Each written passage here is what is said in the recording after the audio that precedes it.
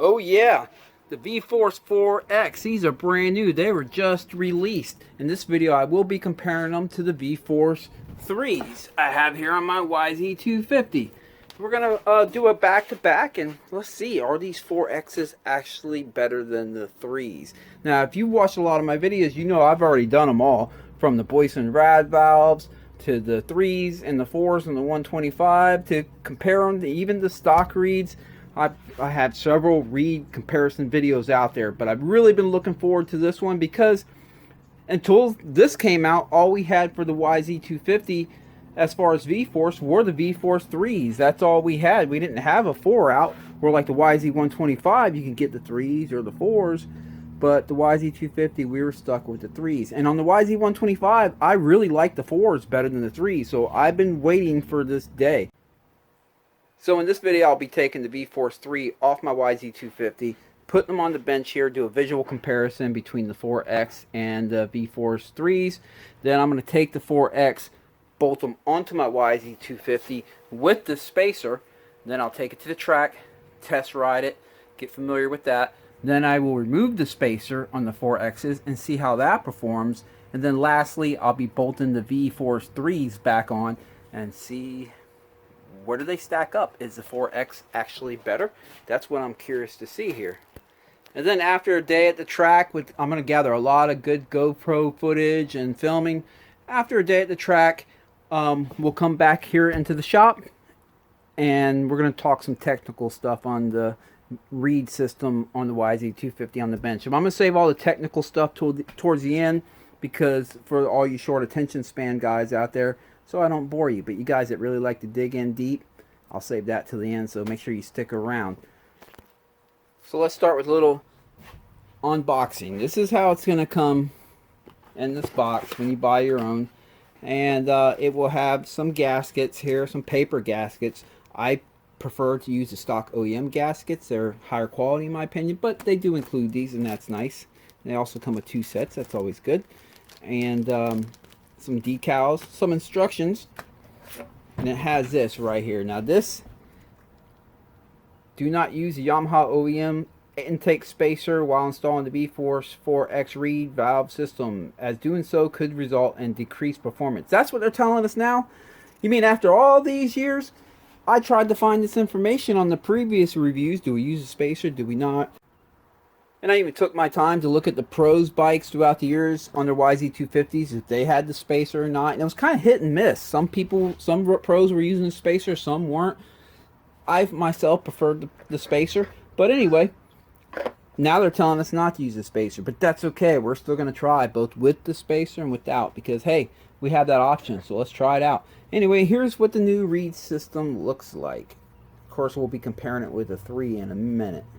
Quick observation though is they've added these little wings right here, kind of extended that out. Not sure why they did that, but that's all right. And no reed stops, which is good. Wait around till the end of the video when I get into the technical stuff, and we'll talk about the reed stops and how the YZ250 actually will advantage from not having reed stops, mainly because it doesn't block the boost port. But we'll get to that in a little bit. So yeah, this is what they look like, and that's how it looks when it's in the box.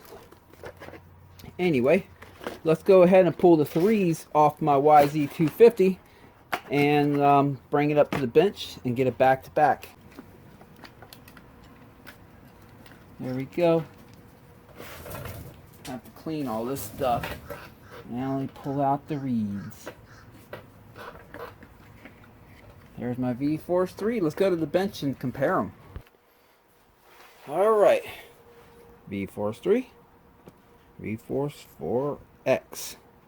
Well, let's see. They seem to be set about the same angles. Okay.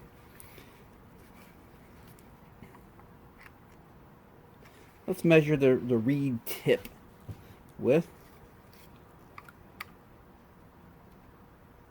And about 64.16 millimeters.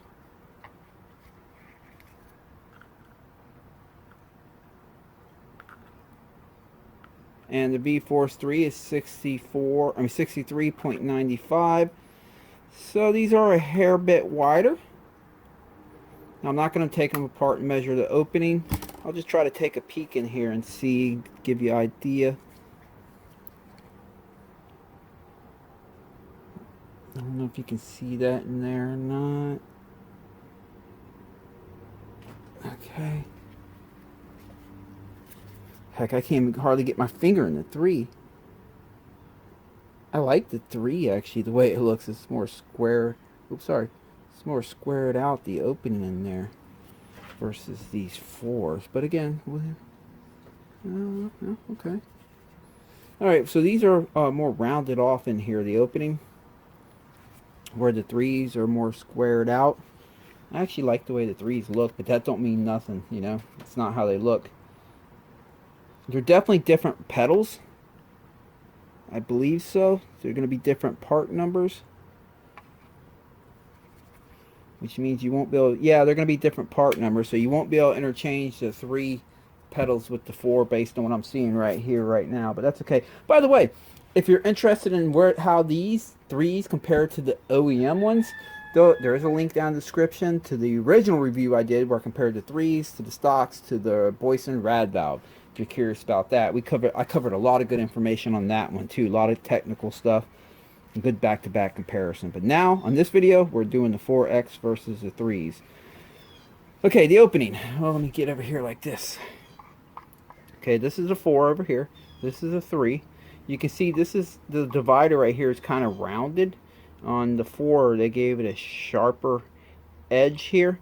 And one of my complaints about the 3, I dealt with it because I like the way they perform, but it's when you put the boot on it, again, it'll be hard to see in the camera. You see that rounded edge right up here?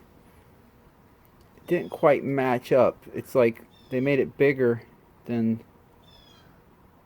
Yeah, but let's see. Yeah, it's still the same case. That's still how it is. It is what it is. Got to keep in mind that the V3s right here were made for the RM250 and the YZ250. It's close, but there is some spots where the seams aren't quite perfectly matched.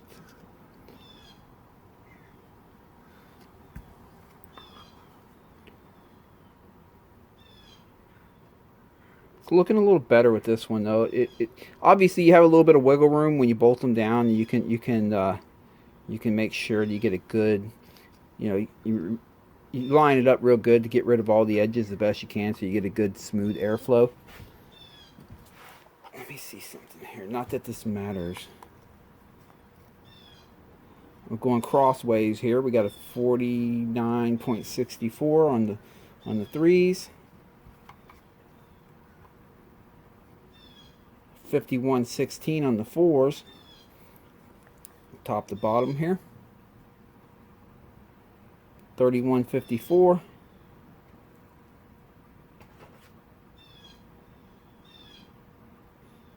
32.92. All right. And then lastly, 40.65. And on the 3s, 40.70. All right, very similar. Okay. These look like, just based on looks, they look like they might flow a little bit better at the reed tip, but they look like they'll be a little more restrictive on the intake side here. And that's just a visual observation. Don't mean anything. I'm not an engineer by any means. I don't know if I mentioned that or not, but I'm not. These look like they'll flow better on the intake side here. But being that the reeds, the opening in here is more rounded out inside of here, it almost looks like they'll flow a little less on the exit. The 3s are the mating surface for the gaskets are completely flat, and the 4X's have this little lip right here on this side, and over here they have a double lip. Another observation is these have absolutely no reed stops at all, right? Now these don't really have reed stops either, but they kind of got these little miniature curvature things right here. I wouldn't call them reed stops, but it definitely helps with the tension, I'm quite sure. You can see compared to the 3s up here, but yet they're so small they're not going to block the boost port, which is going to be fine. Okay, I guess it's time to bolt them on the bike. These are a steel shim gasket with a rubber coating on both sides, so they're reusable. You can reuse these things like a million times. It's worth the money. So yeah, let me go bolt these on the bike. Alright. Easy does it. Alright.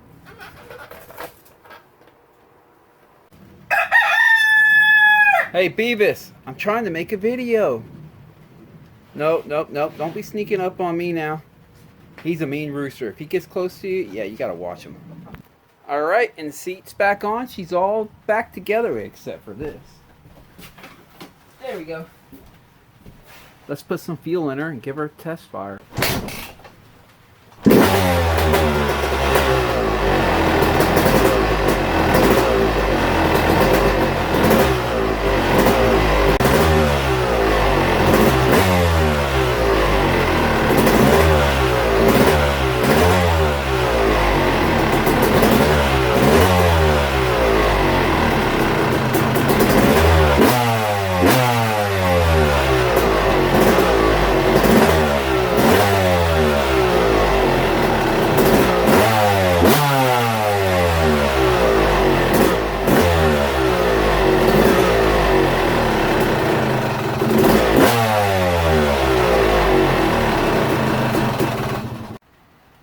So all's well, she runs, that's good, and they look pretty good. I did have to turn the idle up just a hair, just a click to get it to idle. I like to set it where it barely idles, and I had to add a little. Now it could be the weather, it's kind of sprinkling right now, but it is what it is.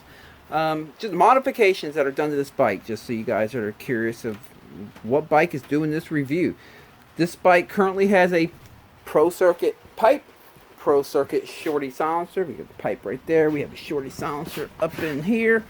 The cylinder has, the exhaust port has been polished. The cylinder head is rechambered by me. I have the squish band set at 40 thousandths, and the compression is pretty much about equal to the 2003 to 2010 American model YZ250 with the 5UP head, which is a higher compression head than the 2011, the current YZ250 head. So it has a higher compression than the current YZ250, which with the squish band at 40 thousandths. Basically, it's a pretty hot head. The feel that I'm running is 60% 110 leaded race feel with 40% 93 pump feel. And if it really matters, the spark plug is a BR9ECMIX. Okay, let's go to the track and see how it performs. And good morning, we are at 74MX. The track is perfectly groomed. The weather cooperated. Check this out. That's me right there. I put that there probably about a year and a half ago. I still had my 450 at that time. The track closed since then and has reopened since then. New owners, I'm so appreciative that that they bought it and reopened it up as a track. But the track is looking great. All right. I think I'll add another one. Okay, let me get geared up. I'm gonna go out here, do a warm-up ride, get my butt dyno dialed in. I currently have the 4X on with the spacer. I'm gonna get warmed up, spend a few motos on that, then we'll come back in, remove the spacer, try it like that. If we have to make any jetting changes, we will. And then I'm gonna go back to the VFORCE3 and let's see how they compare. There we go.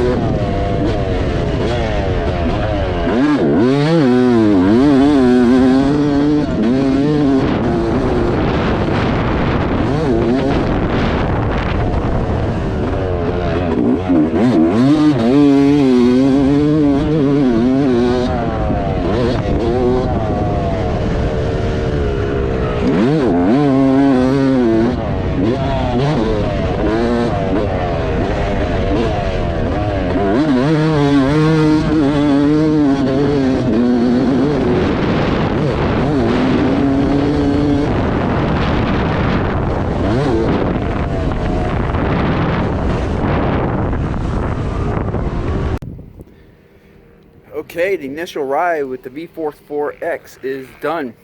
Initial impression, well, it feels good. I mean, but this bike kind of always feels good. It has quite a few mods to it, so it's really hard to make it not feel good. But the reed system, I don't know, I feel something's different between this and the 3. I can't quite put my finger on it yet, but we'll get there when we put the 3s on. But first initial impression, though, it does feel good. It's revving good. The mid-range is good. If it's maybe too early to call until I put the 3s back on, but I think the 3s may have a little more bottom end than these 4s. These 4s might favor more the upper mid, but that's just initial impression, and I'll know a little bit better once I get the 3s on there and actually get a true back-to-back. But meanwhile, let me go ahead and remove the spacer right here real quick, and we'll try this the way VFORCE recommends without the spacer. I'll be right back. But alright, let's go test it out without the spacer and see how it does.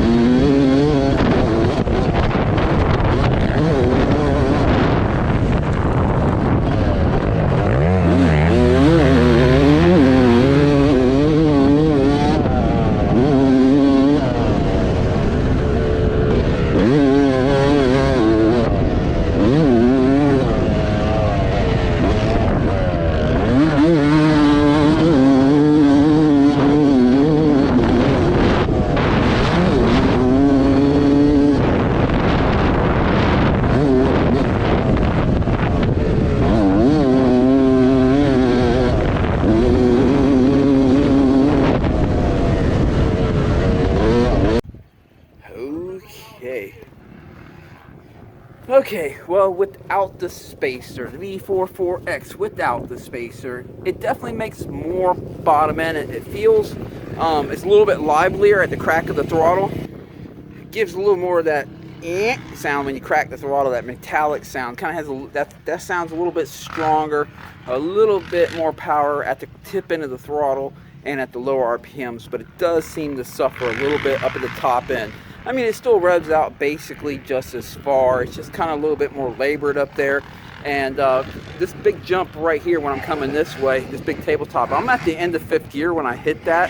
I mean, literally, I'm tapped out at the end of 5th gear. I just chopped the throttle right before the face, so I don't way over jump it. But going up to it, I'm tapped out in 5th gear. And I don't know, it seems like without the spacer, it kind of pulls a little bit harder at the end of that stretch when I'm getting up to the very highest of the RPMs. So, you know, I think without the spacer, it's going to be great for tighter tracks, supercross type tracks, and definitely for the hair scrambles. Okay, VFORCE 3 with the spacer is back on. That's, again, VFORCE never told us if we should run the spacer or not on these, on the 3s, but I've always preferred to have the spacer myself, and that's the way I've been running it, so I'm going to run it with the spacer.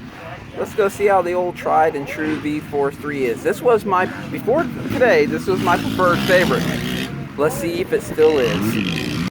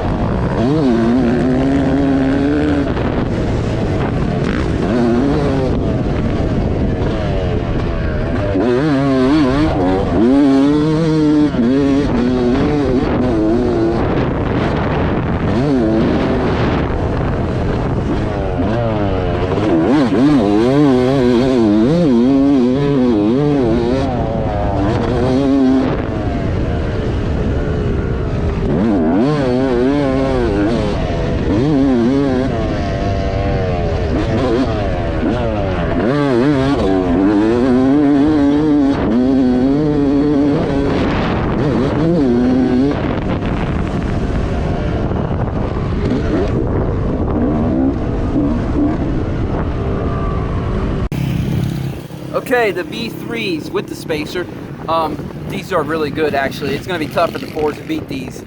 They seem to have the bottom end of the 4 without the spacer and the top end of the 4 with the spacer wrapped up in one, and I'm not even kidding you. I mean, could just be my impression, I don't know, but what I'm going to do is I'm going to go ahead and put the 4s back on with the spacer, because overall I did prefer the 4s with the spacer than I did without, especially on this faster outdoors type track.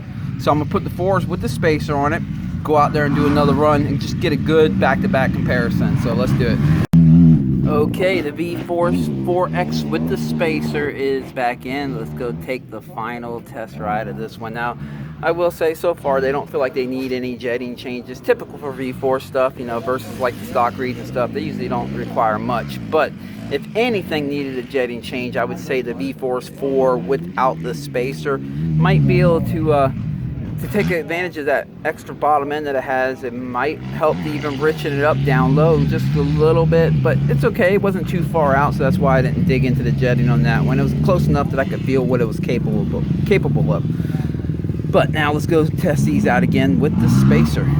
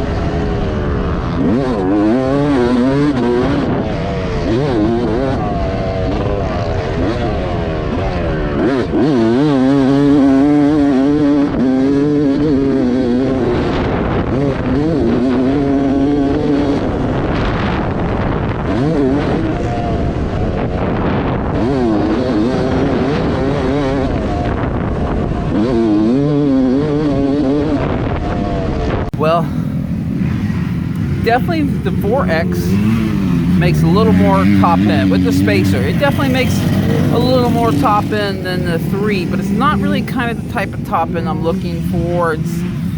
I don't know, it's not really more horsepower. It just kind of free revs up a little bit up there, and that's good for like a 125. But what it feels like it's giving up, for me at least, in the lower and mid range versus the 3 with the spacer, I don't know, man. I don't know.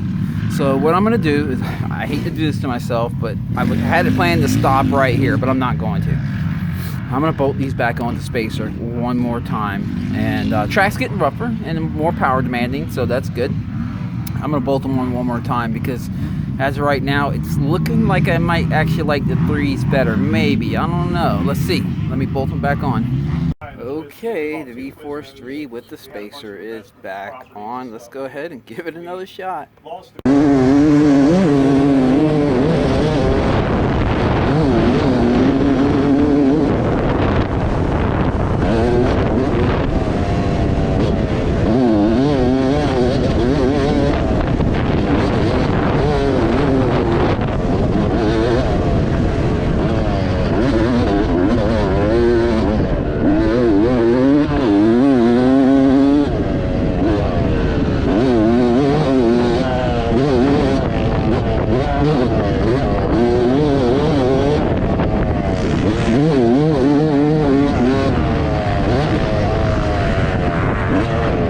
I got OCD, man.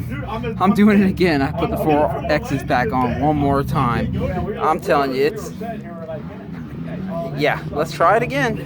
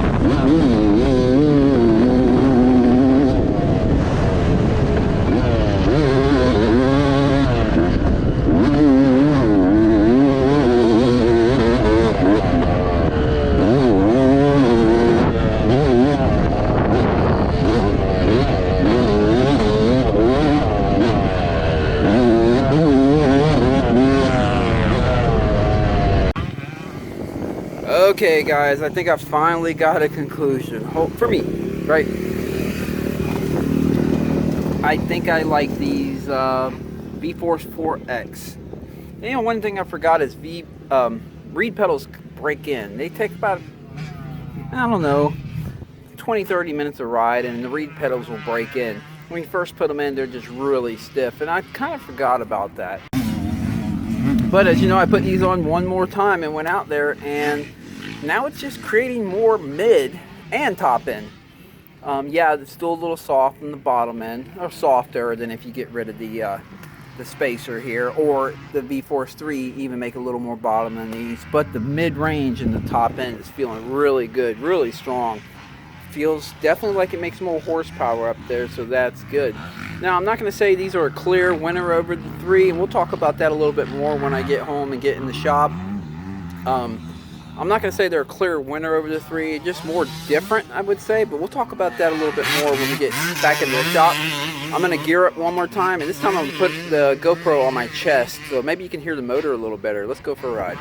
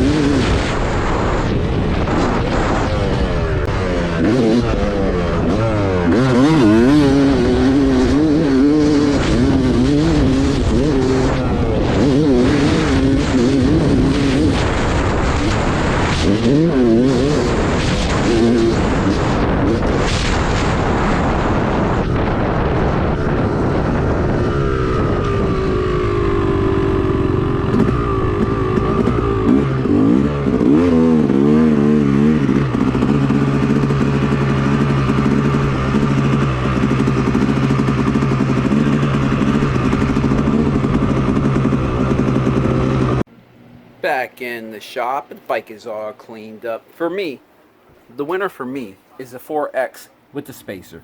I definitely enjoyed the extra top end that it produced and extra upper mid. The butt dyno tells me it feels like it gained like maybe 1 horsepower up there. Now I know if we had it on a dyno, maybe it doesn't make any more horsepower up there. Maybe it does. Maybe it makes more than 1. I don't know.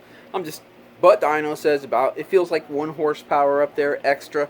But it also comes to life quicker when you already have the RPMs up there spinning and you wick it back open. It just kind of seems to give you the power faster. Just boom, right there, more right there, right at the top end. That's really nice on these outdoor tracks out down here in Florida, wide open. That track 74 is it's a loamy but sandy clay mixture. It's very power robbing, takes a lot of horsepower, and on that track, these reeds actually do pretty nicely. Now, it doesn't mean that this setup's going to be for everyone, right? And we're going to talk about that a little bit more in a minute. You know, you might prefer this without the spacer. You might even prefer the 3. But let me go ahead and pull these back up off the bike. We'll go back up to the bench and talk about it.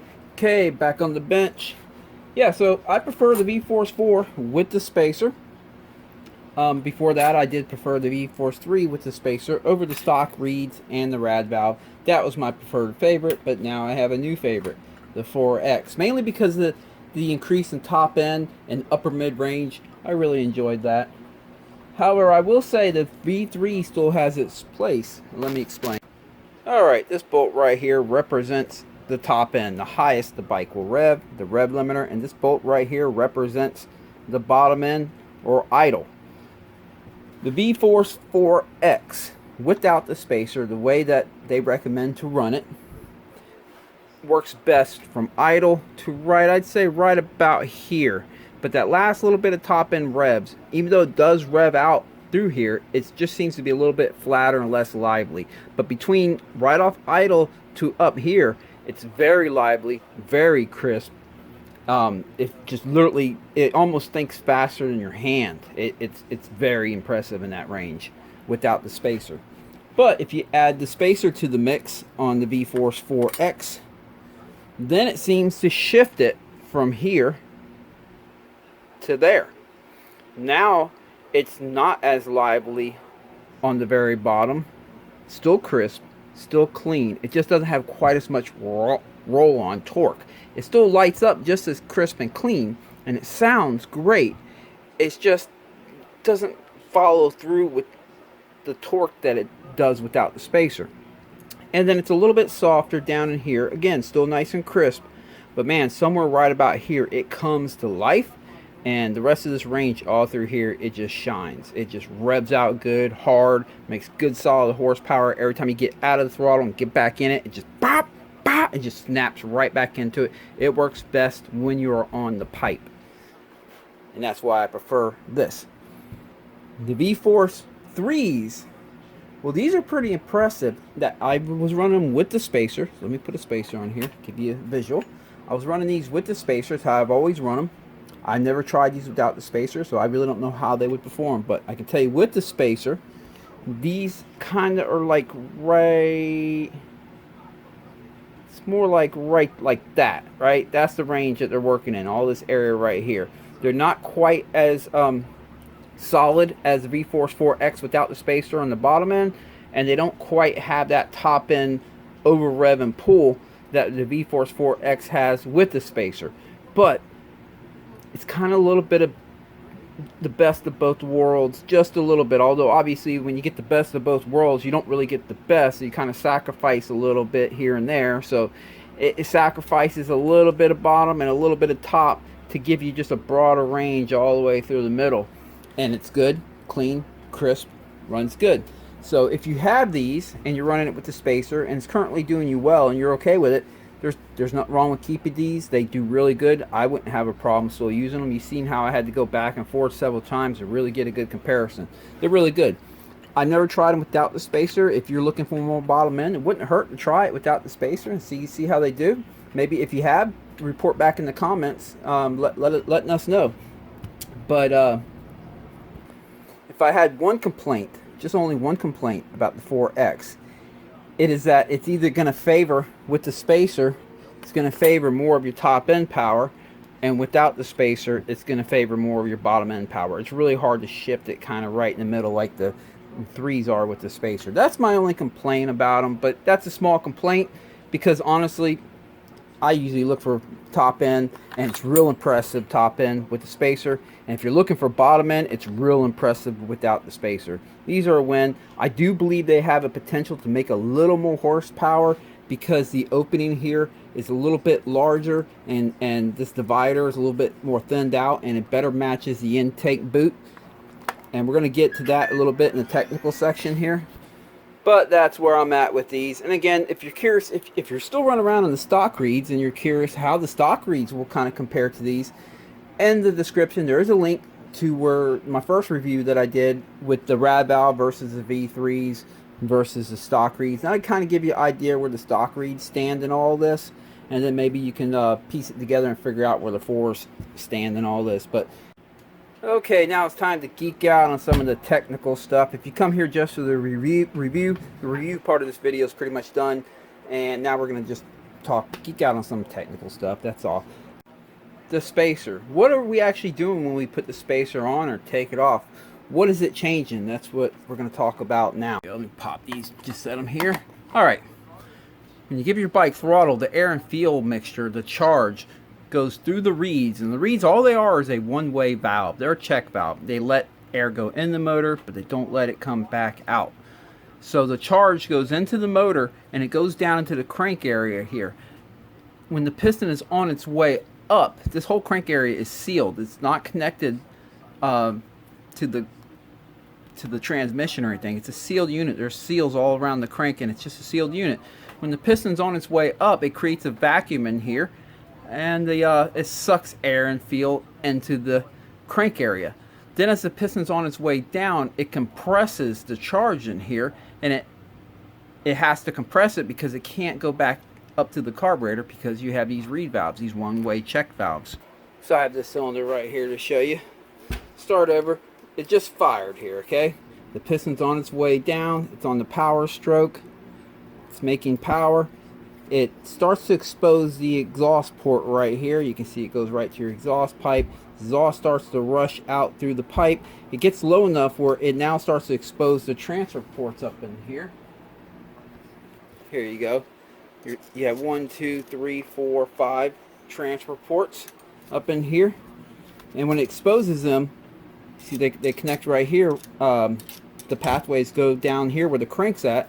When it exposes them, that pressurized charge that's in the crank area, it gets released up into the piston area here, where then, you know, there's more that happens, but for the short of it, the piston comes back up, it seals it off, it compresses it, and then it fires again.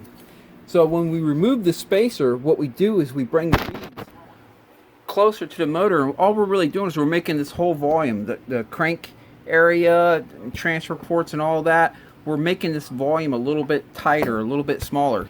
And by making it smaller, there's going to be more pre-compression. That's what they call that compression down here in the crank area. It's pre-compression, and it's going to make more pressure. It's no different than if you take a 4-stroke cylinder head and you shave it down to make the combustion chamber tighter, it raises your compression ratio. Or if you put a high compression piston and it has a taller dome, it raises the compression ratio. It's the same thing. When you remove the spacer, you make this area tighter, which raises the compression of the pre-compression.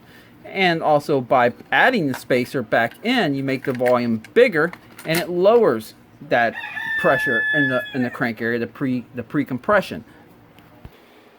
So it's easy to think, well, the more pre-compression we get, the more power it's going to make. So let's get as much as we can. And people did that in the old days. They used to stuff cranks and all kinds of stuff. But there's a balancing act to it, right? So the more pre-compression you have, typically the more bottom end it's going to make, the bottom and the lower mid-range power. But once you get on the pipe, once you get up in the power band or on the pipe, and the pipe actually starts coming into effect, things flip. These 2-strokes, a lot of stuff about them flip when you get into the power band. The whole dynamics of the motor change.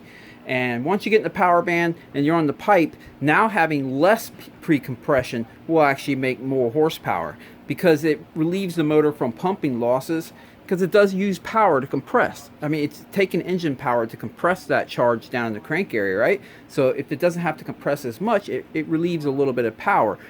But then how are we getting our horsepower? Well, that's where the pipe comes in. Go back to the bench. The piston is at top dead center. It just fired. It's making power. It's pushing the piston down, right? As it crosses the exhaust ports right here, that exhaust rushes, the pressure just rushes out the exhaust port into the pipe. Now it's at bottom dead center. We have the sub ports exposed and the whole center exhaust port. And all that pressure is now gone into the exhaust pipe. The pressure goes into the exhaust pipe and it starts making a negative pressure or a vacuum right up here at the head as it's traveling through here, and it starts literally pulling the spent gases, the burnt gases from the combustion chamber, to the point that it actually starts pulling raw charge, raw air. Hey, I'm making a video. It starts pulling raw air and fuel right from the motor. And it's capable of doing this because now all the ports are open. Not only is your exhaust port open, but also all your intake ports are open. So now you have a vacuum on your exhaust port, and it's sucking. Not only is the pre-compression shooting up in here, but now you have the exhaust sucking it into the exhaust pipe, and there's a finger port right over here, a boost port, I mean, and that even goes onto the top of the reeds, and it's just literally sucking the raw charge up into the exhaust pipe. Then the piston starts moving back upward, right? Let me start pushing back upward here. And as it's moving up, first thing it does is it closes off the intake ports. You can see all the intake ports are closed. See how they're down there? Now they're closed off. But the exhaust port here is taller, it's higher, and the sub ports on the side. At this point is when it starts force feeding the motor. Because when that charge was coming through your pipe here and it was creating a negative pressure up at the head, which was pulling charge, that sound wave made it all the way back here to this cone part and the stinger part, and now it's caused a reflection, and it bounces back and it pushes a sound wave back and a pressure wave back, and it takes that charge, that fresh charge. I'm gonna imagine, who knows how far it made it, but I'm gonna imagine it made it, let's say, to about here. Let's just guess about here. Well, now that pressure wave is gonna push that raw air and fuel, that fresh air and fuel, back up into the cylinder and force feed it. Right as this piston is starting to close off the exhaust port, that pressure, that fresh air and fuel from the exhaust pipe is being forced back up into the combustion chamber right as the piston is about to close the exhaust port, and boom, it closes it. Now it is above atmosphere pressure of it, just like a turbocharger or supercharger. It is now force fed the combustion chamber. It compresses it, fires, and pushes it back down. And that's what you feel when you get in the power band, or as they call it, being on the pipe. That's why these bikes will go from making, you know, pretty good power to all of a sudden it just takes off. That's what causes that takeoff, that power band, is because you get on the pipe, where now it's a supercharged motor, so to say. It's being force fed. But the thing about that is pre-compression, since now it's running on the pipe, and it's literally, the pipe is sucking from the from the crank area and from the reeds when it's down on, when the piston's on bottom dead center. Now the pre-compression really doesn't matter. The only thing it's doing when you're in the power band is it's actually robbing horsepower, because when the piston's on its way down, it has to compress that pre-compression, and it just robs a little bit of power to do that. So if you can relieve that by adding the spacer, since it doesn't make a difference, if it, you know, as far as horsepower, having the pre-compression higher, but it definitely robs a little bit. If you can relieve that by adding the spacer, well, you're going to free up the motor a little bit more up top and gain some top end. But not only that, it also will unleash the boost port a little bit more. The boost port is this center transfer port right here on the intake side. Flip the cylinder over here, show you right here, and it goes right here to where the reeds are at, and that's your boost port, right? Let me pull this piston out so I can give you some better views. Alright, the stock reeds have reed stops, and one of the downsides of the stock reeds, even though it's a great reed system for the most part, one of the downsides of it is it partially but majorly blocks the boost port. Let me see if I can get you in there. You see it? in here. You see that? Watch this. See how I pulled it out? See how I put it in? In stock form, these reed stops majorly, but partially, but majorly block the boost port. Why would Yamaha do that? They cut it. I believe they did it to actually, they don't mind softening the power a little bit in stock form, making it not hit as hard or rev out as hard in stock form. I believe they're not really concerned about that in stock form. But us guys are looking for maximum power. We want that boost port to be as effective as possible. Because when that piston's when the piston is at bottom dead center and there is a vacuum on the pipe is pulling raw air and fuel, first spent gases and then raw air and fuel into the exhaust pipe. Here you go. I put a piston back in here. The boost port is the most direct port from the intake, from the reeds, from the intake. The boost port is the most direct port straight across to the exhaust port. It is the most direct signal that the exhaust and the intake have to each other. Signal pathway. It's going to, otherwise, if you didn't have the boost port and you only had these side transfer ports, it would have to go through this area right here. The piston has a little window and that kind of helps it, but it would have to go through all this area down here before it, and then turn around and go up to get up to here when the pipe is literally trying to suck a raw air and fuel into the pipe so it can get ready to force feed the motor. The boost port is that direct path, and it's going to get it in there quicker, faster, and have a bigger, stronger signal at the reeds for that to happen. So by getting rid of these reed stops, we unleash the boost port. Let me pop these back in. I'll show you one more time with the piston in. Okay, you can see them in there blocking it. See? And you can also see it from, I think you can. Let me slide the piston out here. Yeah, there we go. Look at this. See the boost port right? Let me get an angle you can see better. Right there. That's what the reed's in. Look at that. However, if you put in some V3s, let's see. Put in some V3s, look at this. The boost port. You can see the whole boost port. It doesn't, oh, I got them upside down here. There we go. Look at that. You can see the whole boost port. Looking at it from this side right here. I mean, you can see the reed pedals in there.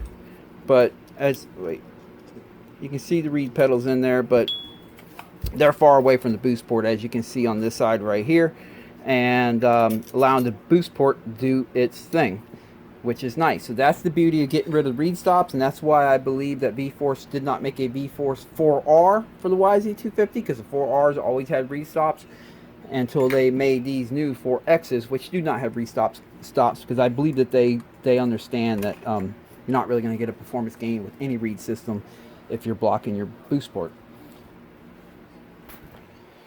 But another advantage for your top end power when you remove the spacer here is it also pulls the reeds even further away from the boost port. So you can see the reeds they're not covering the boost port, but they're kind of overhanging on it, and that's without the spacer here. And then when I add the spacer, you'll see it makes a little more room for the boost port. Let's put it here. You see? Look how much more of the boost port is exposed here with the spacer. And get the light up in there a little better for you. There you go. You can see how much of it is exposed with the spacer. I remove the spacer again, and you can see how it does start to kind of overhang over it like a watershed or whatever. Try it again.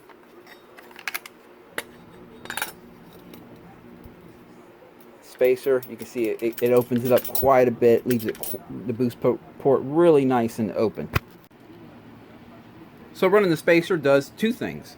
It lowers the pre-compression, which takes the load off the motor once you're on the power band, since the pre-compression is really not needed anymore once you're on the pipe. So why have the motor struggle compressing the pre-compression when it's not needed so much anymore? And it also unblocks the boost port even more. It opens it up even more. And the two combined just make more power up in the top end. But again, if you need that bottom end power, if you're doing hair scrambles, tight supercross tracks, things like that, yeah, it wouldn't hurt to remove the spacer. And you'll definitely get a bump in bottom end power for sure. Okay, and like I was mentioning in the earlier part of the video about how the intake matches the reed cage, I noticed with the threes, you'll see that when you slide it around like that, you're either going to have a lip on the bottom or a lip on the top, and typically I like to center it out when it's on the bike and just make the lip equal on the top and the bottom. I don't know if I got the light in here for you guys. Alright, you see the lip on the top there and the lip on the bottom. Let's see, lip on the top, but wait, let me line it up top. Okay, it's perfectly lined up top, but now you have a lip on the bottom, right? So on the V3s, I typically like to put it in the center of that, but you're also going to have a little bit on the edges too, and center that. And then this corner right here, the corner on the V3 is bigger than the corner on the stock boot, on both the V3 and the 4X. Now on the 4X, it seems to match the top and the bottom near perfectly. Let me line up, look at this. Can you see the bottom there? Yeah, the bottom, and then let me line up the top. There you go, there's the top, and there's the bottom. So it's lined up perfectly. We still have the issue with the left and right, so there's still a little bit poking out right here and right there, but that's okay. And but we still have this same deal right here where this intake boot closes off. It closes off the corner of the VFORCE reeds a little bit. In the future, what I'm going to do, since this is almost a perfect fit with the 4X, which I'm happy about, in the future what I'm going to do is I'm going to buy another one of these intake boots right here and just do a little bit of porting right here in the corner. Rubber porting. Yeah, I'm just going to open it up a little bit in the corners and make it match the V4 perfectly. And let's just see what that does. See if that's actually noticeable or not. But that's something I'm going to do in the future, because you can see right here. Look at that. Look in there. See? There's some room to open up that corner to match this perfectly on all four corners. So in the future, that's what I'll be looking to try out. But for today, it's time to bolt them on the bike, and I'm going to go blueprint them. Basically, I'm just going to slide this around and find the center point.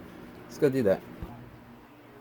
Okay, I have the reeds on the bike. They're not bolted down tightly. They're still loose enough that I can move them around. I'm going to grab the whole reed cage here. The whole cage. Can you see it in the camera there? Yeah, look right up here. You'll be able to see it. See how it slides left and right a little bit? That's the whole cage. Then we have the rubber boot here. Watch up top. See that? Let me slide this up. There we go. We can make it like this, or we can put that big old lip right there, or we can get rid of that whole lip. So there's a lot of room to move around. And then right over here, we also have the left and right. See that lip right there? You can get rid of it completely, or you can make it really big. So what you want to do is, what I'm going to do at least, is I'm going to first try to center out the whole reed cage in this area the best I can. Try to get it centered, and then after I get the whole reed cage, then I'm going to work on getting the boot itself here centered on the reed cage, so that I can eliminate these lips as much as I can and make a very smooth transition for the flow to go into the motor. You know, most people just bolt these on and pay no mind, and who knows, they could have a big old lip like that just causing turbulence on your intake. So, you know, if you're looking for maximum power, or if you just like geeking out on this stuff, it doesn't hurt to remove your shock, your carburetor, and all that, and center things out the best you can. But let me go ahead and put this back together, and I'll be right back. Don't forget to use some thread locker on your subframe bolts, and check this out. I ordered me some stuck nuts. The owner was nice enough to send me some blue to try out. I only ordered some red, so that was really nice. I don't use a ton of blue, but I use it from time to time. But I definitely use a lot of red, so I have 2 reds here. Sent me some decals. That's really cool. So I won't have to use the Loctite anymore. I'm going to be using stuck nuts. And a nice little love letter they wrote me. So man, that's really awesome. Go ahead and put this right here. There it is. Let's check it out. Clip me in here.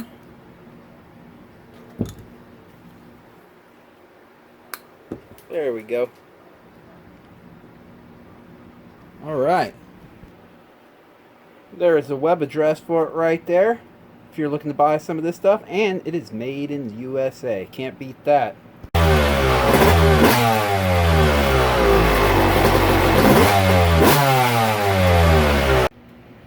Well, she's back together. Gave her a test fire. She started right up. It's all good. Hope you guys enjoyed the review. Sorry I wasn't able to ride better in the review. I stayed up late the night before watching Supercross. You know, it's hard to go to sleep. Woke up that morning and went right to the track, and I was just tired, and it just wasn't my day on the track, really. Wasn't riding my best, but I did the best I could, and at least I was able to get the review in. Plus I was wearing myself out going back and forth between the reed pedals. But this coming up weekend, I'm looking to go to Moto Bros in Okeechobee. I'm going to be enjoying these 4Xs out there and see how they do on that track. That's going to be fun. I hope you guys all have a great weekend of riding wherever you're at. I appreciate you guys watching this video. If you like this kind of stuff, you know what to do. Just click the subscribe button.